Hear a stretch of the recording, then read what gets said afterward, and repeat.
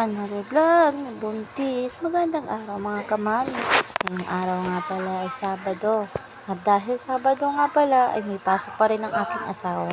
Kaya ito nga pala ay bandang 3:50 AM na. At nag-asikaso na nga pala ako dito maghugas ng kaldero para makapagsaing na.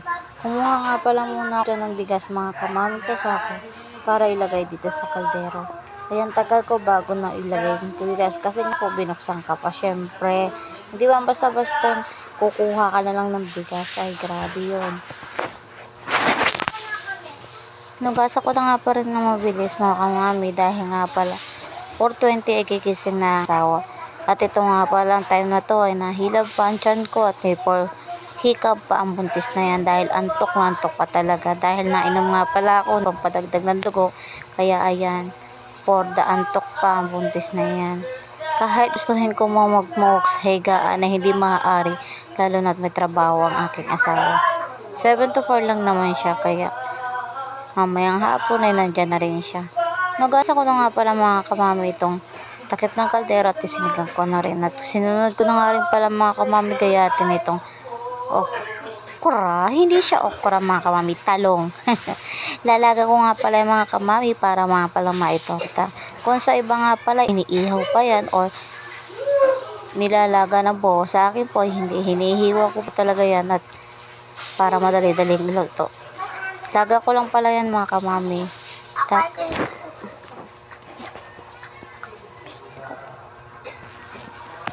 Tapos ko nga pala dyan mga kamami, ito nga pala muna ang ginawa ko habang nakasigang nga pala yung aking nilulutong talong at saka kanin ay hipnatas ko na nga pala muna to mga hinugasang kagabi na pinagkainan namin lahat. Bago tayo maghugas ng panibago ay kailangan nakapag-ibis na nga pala tayo ng mga naka-stock dito. Kaya for the hanay na ang buntis na iyan. At ito nga pala may bagong hugasan na naman galing sa kwarto at ayan na nga pala naipatas ko na. Sinimulan ko na nga pala mga kamaming hugasan itong mga hugasan na galing sa kwarto.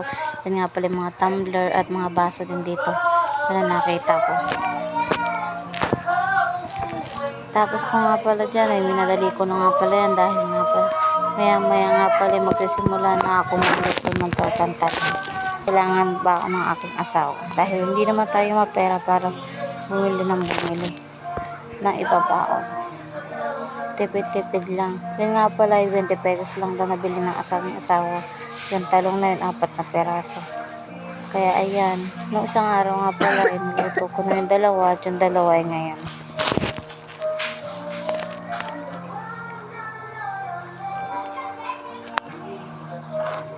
Tinignan ko na nga pala mga kamami ito niluluto kong talong kung okay na at saka yung kanin. Tinignan ko na rin. Minadali ko na nga pala mga kamami ang paghahandang nitong nugasan ko. Kasi nakita ko ay luto na pala yung talong kaya kailangan ko ng bilisan itong ginagawa ko.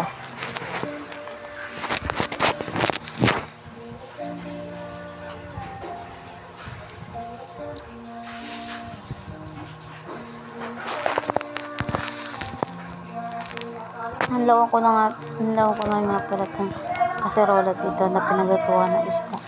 Ilang beses ko nga pala itong masawon-sawon mga kamami dahil amoy lansa ko talaga. Pero in the end, hindi ko talaga natanggal yung lansa niya. Ngayon talaga ang buhay. Kapag ayaw maalis, ay bahala ka na dyan. Ilang ulit na ako sa'yo maghugas, ay ayaw mo talagang maalis. Ay nako, grabe na.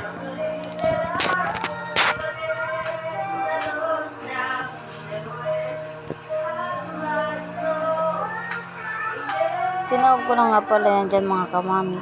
At ito nga pala, kinuha ko na nga pala yung talong dyan. At yung kanin ko nga pala niluto, medyo okay na. Kaya pinahinaan ko ng apoy. Tinapo ko na nga pala yung tubig nitong aking niluluto. At ayan, for the prepared na ang buntis na yan. Ganito nga pala ako magluto mga kamami. At kapag nailagay ko na yung mga ingredients dyan sa mangkok, ay saka ko naman hiwalay-hiwalay yung itong nilaga ko.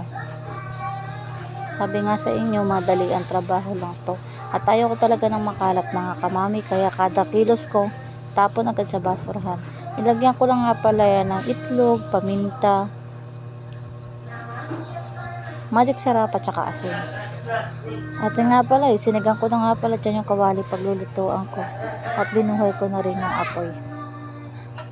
At ito nga pala, pinaghihiwalay-hiwalay ko na itong nilaga kong talong.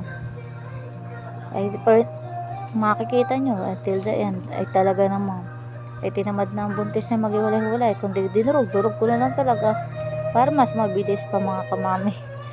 Kaya paghihiwalay-hiwalay mo din naman.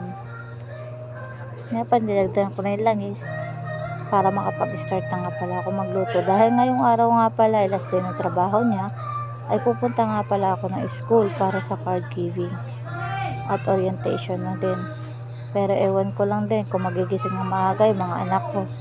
Dahil pag nagising ng maaga yan, ay nako, ay sigurado hindi ko maiiwan ng maliit ko. Start na nga pala ako magprito dyan mga kamami dahil nga pala ay patanghali ng time na yan. Alas 4 na din yan, ay kailangan ko nang magmadali.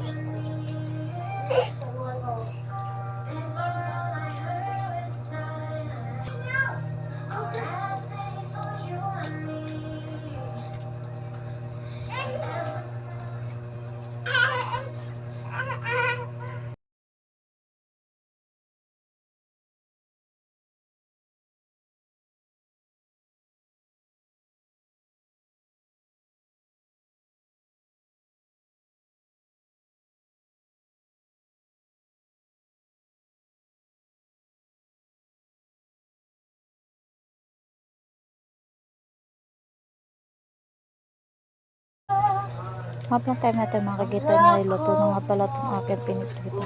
Diyan nga pala nakapag-prepare na ako ng babauni at nakapasok. Tulog nga pala yung mga atak ko. At dahil nagising na nga pala sila, ayan, punta na kami sa school.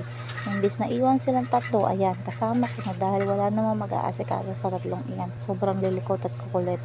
Lalo na itong aking 3 taon, naghihirap talaga iwan yan. Dahil habol-habol sa akin, magliligalig lang na. No choice ako, isinama ko na lang din. Ito nga pa, for the baba nga pala sa hagdanari dahil lilipat muna kami sa grade 3. Dahil nga pala maraming haba pa may pilahan di grade 4, doon muna kami sa grade 3. Pupunta para ako'y mag-card signing. Hindi na ako naka-attend doon. Tapos ko nga pala sa school, ito nga pala ang ginawa ko pagdating sa bahay. Nag-asikaso nga pala ako ng mga summative test ng utoy. At nakapaglaban na rin nga pala ako kamami. Kaya ayan ang ginawa ko. Nag-hanger na nga pala muna ako ng mga nilabhan ko. Ay isang din niya kaya talaga'y tambak. Ay grabe na ba. Wala na makikilos niya kundi ako lang din kasi nga syempre mami tayo at nasa bahay lang. Pero kahit nasa bahay lang tayo ay talaga nakakapagod din ang mga gawa. Pero no choice tayo kundi gawin yan. Syempre nanay tayo eh. Obligasyon natin yan.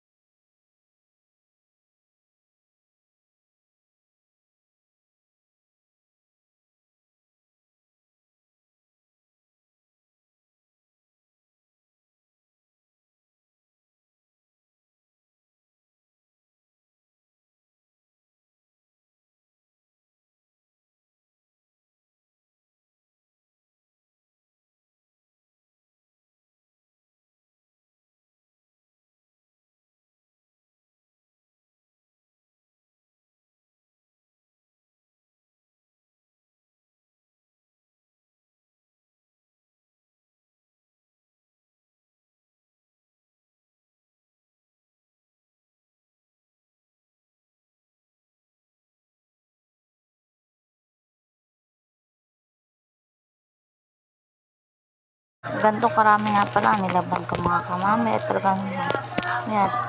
One ba yan? At ito nga pala natapos ko ng isang pen mga kamami. At tingnan nyo naman na dinaig pa ang upay-upay sa dami pa. No choice. Thank you for watching.